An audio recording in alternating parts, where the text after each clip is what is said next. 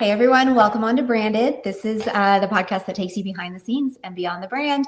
I'm Sarah. Today we're talking with Ashley. Hi, Ashley. Okay, you guys don't even know. We haven't seen each other for like 20 years. We go way back, competitive gymnastics days. We'll get there. But before we dive into that, I really want to just introduce what's happening here. So this is the start of a 4-part mental health series. And you'll really start to understand how this all ties into mental health as well as technology. We have so much juicy stuff for you guys to start to just experience. Ashley is the founder of Divinity Science and Qubit, an 8-dimensional total wellness app that promotes individualized wellness through algorithms that support our mental, physical, spiritual, financial, and social selves. It's basically technology that actually supports our mental health versus not supporting our mental health. And we all know that there's plenty of that out there and it's super needed now. So yay, Ashley, I'm so happy to have you here. Thank you. I appreciate you having me. We have lots to discuss, not only with health and technology and wellness, but like you said, we haven't seen each other in 20 years until we walked through the door, and it was just, I mean, it picked up like it was yesterday, right? Yeah. So I think that defines true friendship, and we definitely define that. Way to go! High five! Love it. So again, we have so much to talk about, and it all goes back to wellness and self-awareness and what we are doing to not only utilize the technology around us to become our best selves, but also spread that happiness and positivity into the world around each and every one of us. Yeah. So I'm going to give you guys a little bit of background. So Ashley and I, like I said, we have known each other since we were like 8 years old. We were at the gym together all the time. If anybody watching or listening has ever been an athlete in any capacity, whether you were in high school sports, whether you did competitive, like extracurricular stuff, you know how intense those relationships and how like solid those relationships can be and formative, right? Like knowing people like Ashley in my childhood helped me grow into the human I am today. And so likewise, yeah. Right? I think about SJ all the time. I think about Sarah all the time. Just, she was such a leader in the gym. We were in the heat. I mean, the heat of Texas, and there was no AC in our gym, you guys. Big fans, right? And we were just sweat. I don't know how that wasn't, I don't know how that was allowed, but we survived it, you guys. We did, and it made us stronger. And I think made us like she said, made us into who we are today, trying to change this world. Yeah. And, so I had this thought, and I actually didn't run this by you earlier. So welcome to podcasting and recording. But I had this thought while we were just getting to know each other again. When she walked through the door, I mean, we spent probably an hour chit-chatting and literally diving into stories of just all the things we used to be and say. And I was thinking about my time as a competitive athlete and how at the time, that sport, it really helped me to separate myself from traumas that were happening in my life. And I don't know that I was actually aware of the role that the sport was playing for me and how much it supported me and supported my mental health while there was just a storm of shit happening outside of the gym. It's interesting you say that. And sometimes as children, we're not necessarily aware of that storm or how big that is. Maybe there's a storm or like a little thunder rolling, but I mean that storm isn't that hurricane that it really is. And so it really does that sport, and it really teaches you how to set goals for yourself and to really push yourself beyond normal expectations and standard expectations, and that carries through adulthood. It really does. Yeah, I definitely think that it made me a more disciplined, motivated, and motivated from a place of inside of me, not from all of these exterior forces. That's tough, and that's tough to navigate through nowadays with all the technologies that we have. How do you navigate that right now with there's just social media in itself is just, it's such a complex topic. So yeah, it really is. And if anybody has, seen this podcast before, if you're brand new here, welcome. But social media, like the whole role that it really plays for me in my life is not one of I'm on it every single day, and it really doesn't hold a whole lot of space in my life anymore. It did about 3 years ago, and it burned me the fuck out, and it really, really made me take a close look at what we're doing right now and how toxic. Right. Why you were on social media to begin with, right? And what is it, those affirmations that you wanted to receive. And really that for me, I began to start to look inward, and that's where we talk about awareness and self-awareness, right? So I started to look inward at, why I needed that. And that begins a long journey. It's not just an overnight thing, right? Rome wasn't built in a day. And so this journey, it started that journey for me. And I've been off social media for a while, and I'm this podcast is something I'm so excited to do because it's the start of a new journey for me. Yeah. So that's exactly where I want to go next. I want to talk about first, what's kind of been your background the last 20 years? What have you been doing, and where along the way was it that you decided I'm going to found a company and I'm going to develop an app that is going to be around mental health and supporting all of these people that really need to come back to themselves? How much time do you have, SJ? Because how much time do we have? I wish, it's such a complex, answer, because it was a culmination of events that really sent me into where I am today and what I'm trying to bring to the world today and what I know I'm going to bring to the world today. And it started after high school. So we had in gymnastics, we were in the gym, all the time, 30, 40 hours a week. It was a full-time job. Summers were great. One of my favorite memories, besides you being such a leader in the gym, even though you were a year younger than me, I always looked up to you. I want you to know that. Thanks. So I don't know if you ever knew that. I know. But I always did. You were so easy to admire. You were just, and I still do, even, to this day, 20 years later, or however many years later, oh my gosh. We're not old. So taking it back, after gymnastics, I ended my gymnastics career after our coach passed away.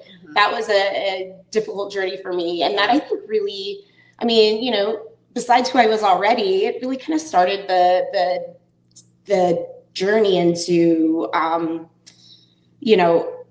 human nature. Our coach was hilarious.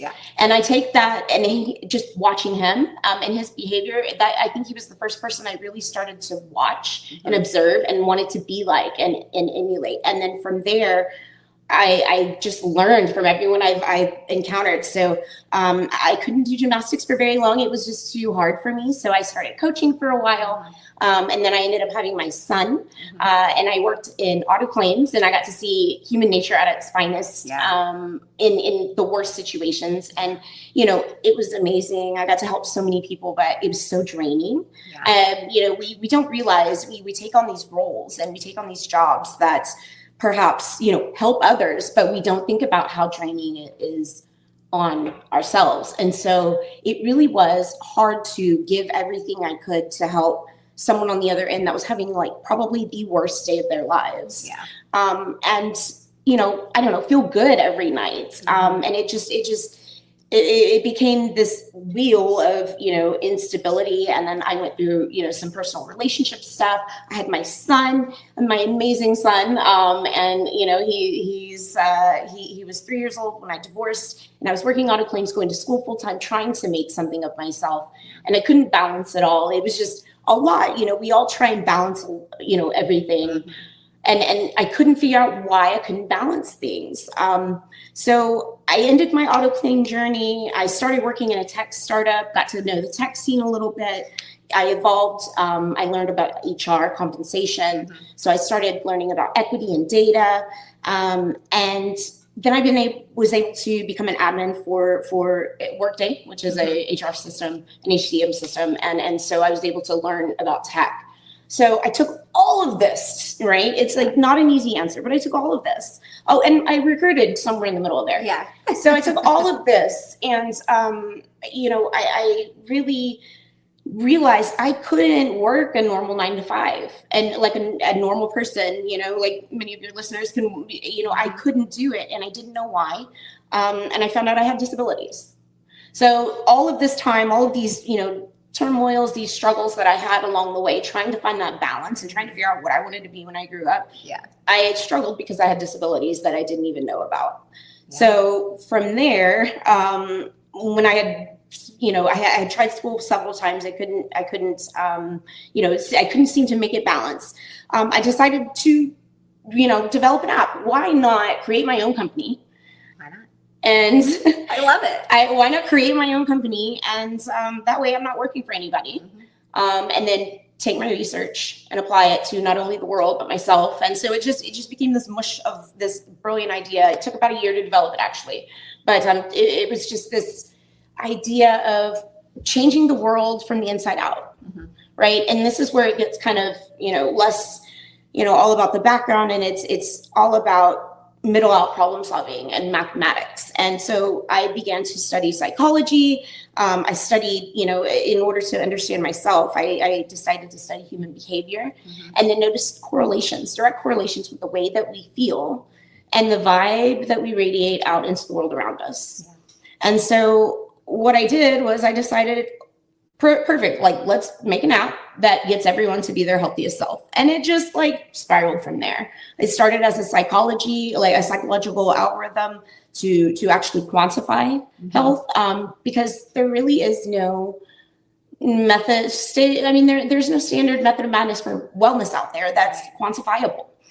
There's ideas and there's some protocols, but they're real scattered, and there's nothing that really helps every individual, which is, by the way, every individual is very different. Like we have very, different, different chemistry, different background. Right. Even though we spent so much time together, we were still very different. And so we have to tailor each mm-hmm. app, each person differently, our method of madness for each person differently. So how do we do that? And so it just spiraled from there. And then technology comes into play, mm-hmm. right? Everyone has a phone. Everyone has an app.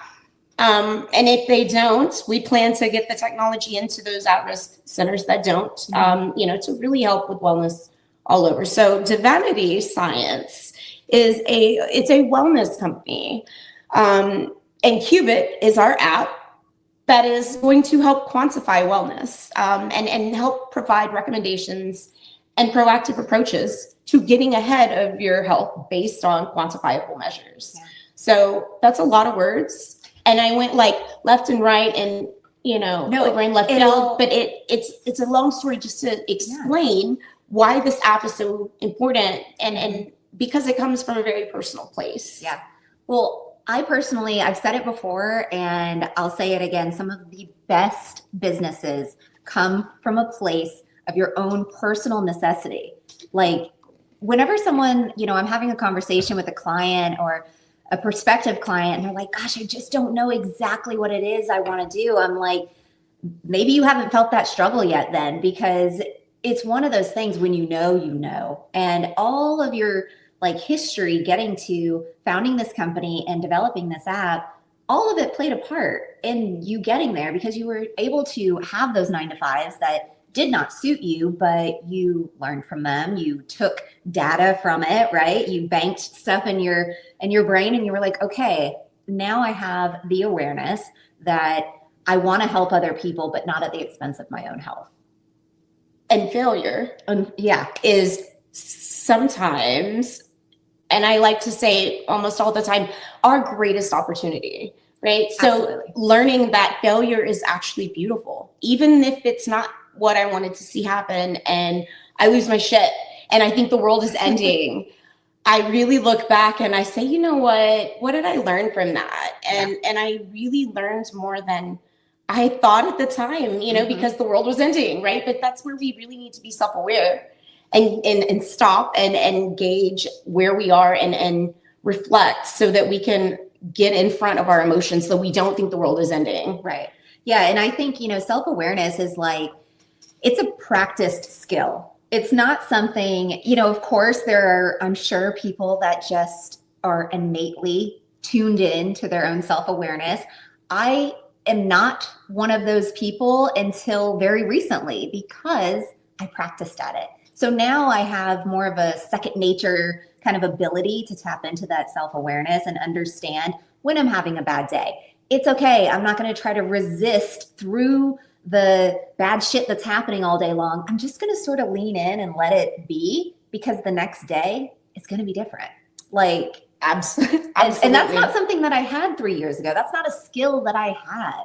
I honestly, I don't know who I was before 3 years ago. But you had to go through. Yeah. You had to go through your shit. Yeah. To understand it, right? And perhaps that's what we call wisdom at the end of the day. Yes.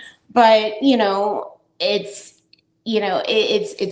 wisdom, I suppose. But one thing I want to call attention to is self-awareness and the definition of self-awareness, right? So sometimes we can be self-aware of ourselves, but we're not necessarily aware of what our impact on the world around us. Yeah. So there's sometimes a blindness there. You go, what was it? The bottle. You there's this blindness. You can't see the forest through the trees, or you can't read the label from inside the bottle. How do you say it? I did it wrong. Thank you, Chris Jones, recent podcast episode. I want to call attention to that because I love that. That's brilliant, Chris Jones. Yes. I appreciate that, because that would change you take something every day, take something new, and I'm going to take that and move that forward. So I appreciate that, Chris Jones. Yeah, no, it really is so true. And I like that you draw attention to the fact that self-awareness inwardly, right? Understanding what's happening to you and how you're responding to things, super important. But also, what are your actions and your vibrations and your frequencies bringing into the world? Because I'll give you an example of just a few days ago, I was having a super shitty day. I was having the worst day ever. And instead of making it about somebody else, making it somebody else's problem, right? I just decided to separate and go for a walk, be in nature. And maybe that's not your thing, and that's fine. Read a book, go journal, listen to music, dance like nobody's watching. Do something that's going to shift that energy and help you recognize, okay, what I'm doing is putting off some toxic vibes right now. And you need a boop. Yeah. It's like your boop. Do you remember the VA commercial where they would slap you in the face? Oh my gosh, you need a VA. That's excellent. So, it's exactly right. So it's that, that slap in the face. Yeah. So and self-awareness, it's such, like you said, it's learned. It is not something that is easy, but it is the key, really, I think, one of the vital components to holistic wellness and wellness in general. You cannot be really well unless you are really self-aware. And self-awareness is not only being aware of yourself and how you feel, but how you are impacting the world around you. Yeah, no, I love that. And I do agree that holistic wellness, just every aspect of it, right? Spiritual, mental, physical, all of it. You really do have to be aware. And I think my first experience of practicing self-awareness and really getting some notches under my belt and experiencing what self-awareness and really trying for it felt like was when I was on my weight loss journey a couple of years ago.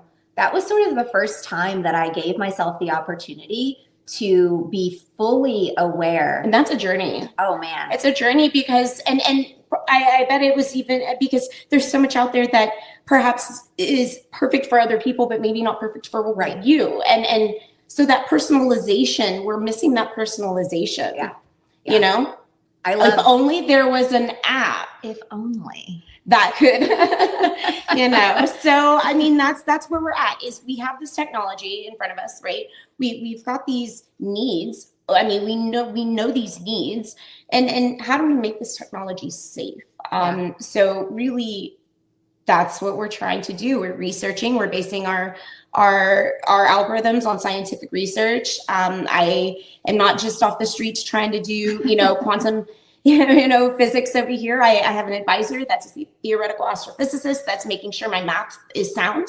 So we're taking the science that's already out there from these brilliant minds, and we're really trying to make a game out of it to quantify wellness, to get everyone in front of wellness. Yeah. Get our users and the world in front of wellness, because what is that going to do?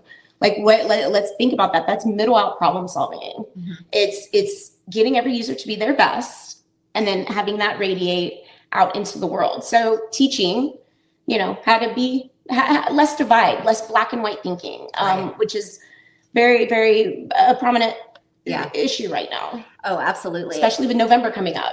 Yeah. Yeah. And I do think it's important to understand. And I this is a message that I say regularly, is like, there's this oneness about humanity that I think a lot of us forget about. And something like your app that helps people really come back to center and start to create those practices of awareness and be like, look, you're not the only one that's feeling this way. And, obviously everything is very individualized and personalized to that user's profile. But I bet you guys will start to see data as like historical data starts to pile up and users are using the apps. You'll start to see these patterns where people have such similar experiences. Right. And that's what we're hoping to capture. And we're actually hoping to look at perhaps government grants coming up to help capture that, because and work on studies in the future, clinical studies, with certain users that opt in, that could perhaps, help us with that data, because there's so much data that could be collected. And there's so much data that's, with AI and machine learning right now. Mm-hmm. And we're actually going to, on part 2, discuss technology and wellness.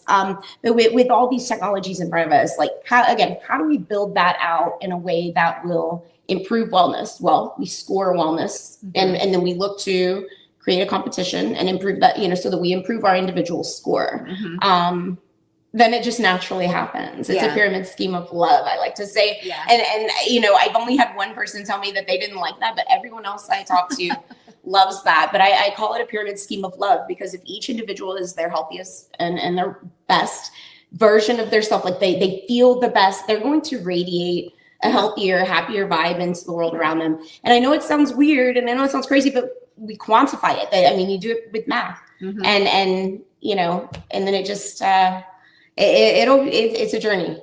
So cool. It's really so cool. I love that you're doing this, because so much of this kind of talk, self-awareness and all of that, it really can't be quantified. It really can't, you can't put a value to it, because it is so uniquely yours. And I think it's really, really genius that you have found a way to pair technology that we have right now, and instead of it sucking the life out of people like most does, this is going to be breathing life and giving you the tools to become more become more aware, giving you the tools to become proactive.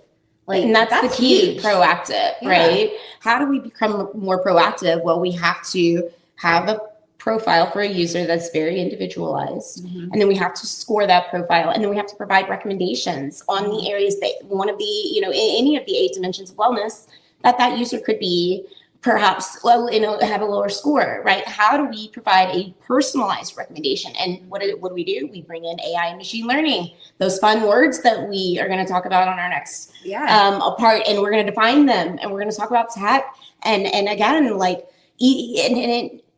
one of the dimensions is physical wellness. So mm-hmm. how do we pull in all the tech, with our Apple Watches, our heart, rate mm-hmm. monitors, all of our technology, all the technologies that's out there? How do we pull that in and use it? Yeah. And that's what we're looking to accomplish. Yeah. Use it for good. Use it for love. I love it. And it really is so true. The more we become aware of how our presence radiates out into the world that we experience, that was not a concept that I actually was aware of prior to 3 years ago, was the world that I'm physically seeing around me is simply a reflection of who I have been the last 60, 90 days, basically. It literally is as simple as that. And when you shift that internal, and it's hard to do, it's so hard to do. And sometimes, when you get it, but it's still, you find yourself slipping back, and it's okay if you fall back into those patterns, but I think once you recognize it, it's easy to call yourself out on it. And I think I call myself out on my past thinking all the time, where it's like, all right, Ashley, we've grown from that, let's not do that again. So it's okay to fail, right? It's okay to have those behaviors, but we've evolved, we've moved on, and that's key. That's not insanity. The definition of insanity is doing the same thing over and over, but we changed it, so we've evolved. So Oh, so good. Okay, so part 1 of this mental health series is really focusing on awareness, because I'm guessing with your app, the way the experience, the journey someone will go on, that's sort of their first step of the journey too, right? Is identifying what is their level of awareness. Right. And really just really figuring out who they are. Yeah. I think a lot of it is going to be allowing yourself time every day to check in with yourself, right? Which we need to do anyways, but how many people are actually doing it and doing it in a consistent way? And are we checking in the right way? Are we checking in with in the right areas we need to check in? Yeah. Right. If we are perhaps struggling with our physical fitness, and like right now I'm not working out as much as I need to, and it's something that is I really want to, but I'm not, and I know that area, perhaps that dimension of wellness isn't quite well. So how do we target those and then improve them? And it's once we do that, and once we can improve all the areas, I think that's when we are really going to see changes in humans, just individually and then as a whole. Yeah. No, and I am with you on this particular phase of my life right now. I'm not exercising as much as I was 6 months ago, a year ago, and my body can feel it. And so I decided, aches and pains. Even you think not exercising, you would not have aches and pains, but I have aches and pains because I don't exercise. Yes. No, stretching, mobility, it's so important, especially if you're a past athlete. Yes. You got some old injuries. You need to keep those joints nice and juicy. Yeah, that gymnast body is no joke. Well, honestly, it's one of the reasons I quit when I did, because I had this epiphany moment where I was like, I bet I'm going to have arthritis by the time I'm 30 if I don't dip out. I have now. Arthritis. Yeah, I've got it. Do you have it? Probably, but I don't know. Okay, doctor. right. No, then you don't. It hasn't been officially diagnosed. No. So then no. But I got lots of creaky joints. Right. So I do lots of stretching. They talk to you. Yeah, for sure. I pop all the time. All the time. Oh, yeah. My hips, my knees. Hips, groins, knees, ankles. Oh, my gosh, yes. All the time. It's one of those things. But, I think I'm excited to be a user of this app because we aren't perfect all the time. We're not going to exercise all the time. We're not going to eat right all the time. It's just we go through these phases of life every year.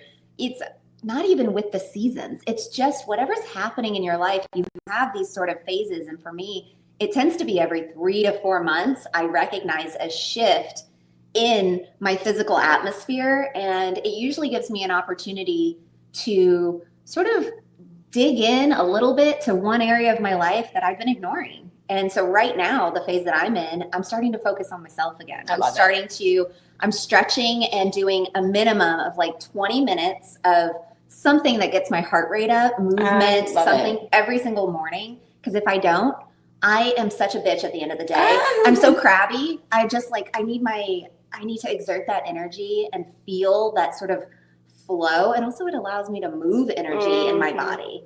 Yeah, and pop all those joints. Yes. But and that's the thing. If I didn't have this practiced self-awareness, I wouldn't know that about myself, and that it is something that I desperately need right now. And then so I would just be sitting in this phase feeling like shit instead of saying, you know what, I bet I can do something about it. Let me try this one thing and see how much that really makes a difference. Which is why it's so important to identify, these individual needs and desires, right? And perhaps hobbies, right? Because I took on rock climbing for a long time. I don't know if you knew that. I did know that. I took on rock climbing and then I blew out my ankle, and then it was so bad. It was so bad. And then now I'm going to go back. But now I have this fear I have to overcome. We could talk about that in the future, because I loved rock climbing. It mixed the physical with the puzzles. I need puzzles for my brain. Yeah. So taking on those physical activities again, that's finding those activities though is sometimes hard. We don't, so having the ability to identify individual user needs and then pair you with activities or perhaps possible activities. That's something I was thinking about when you were mentioning that earlier is honestly, some people know they need something, but they don't know where to look. They don't know what to search. Like, what keyword searches am I going to pop into Google and find the thing that I need? And this app will do that for you because it is there with you. It's there. It's the you app. It's you. It's the you app, right? Yeah. And it's interesting because there's so many brilliant researchers out there, and there's so much brilliant science that's been published. And I don't know if we've really taken a hard look at it and really decided, how to again use technology to really better humanity and every single user's well-being. Yeah. So I like that you're taking it to a micro level too. Like technology, typically you get it in the hands of somebody that can really do something with it. Right. And unfortunately there's populations that, do not have this technology, but we're also thinking of them too. Yeah. Yeah. And I think it's important to really think about the human that is using the technology versus the technology becoming the thing that uses you, right. Which is all we really have right now. It's toxic and it can be toxic. It can be very rewarding. But it's a very dangerous slope to go down there. Yeah.